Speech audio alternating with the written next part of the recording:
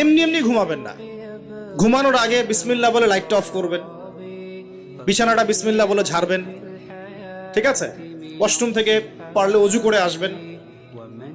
মশারি দিচ্ছেন, lights off করছেন, পাত্র যেগুলো আছে সেগুলো একটু ঢেকে রাখবেন বিসমিল্লাহ বলে, দরজা লাগাবেন বিসমিল্লাহ বলে। এরপর 3 বার পড়বেন সূরা ইখলাস একবার, সূরা ফালাক একবার, সূরা নাস একবার, পরে হাত একত্রিত করে ফু দিয়ে গা মাসাহ করবেন। এই কাজটা 3 বার করবেন। একবার আয়াতুল কুরসি পড়বেন, সূরা বাকারার 255 নম্বর আয়াত, আল্লাহু লা ইলাহা ইল্লা হুয়াল হাইয়ুল কাইয়ুম, এটা শেষ পর্যন্ত। এরপর সূরা বাকারার শেষের 3টা আয়াত পড়বেন, লিল্লাহি মা ফিস সামাওয়াতি, এখান থেকে ফানসুরনা আলাল কওমিল কাফিরিন পর্যন্ত।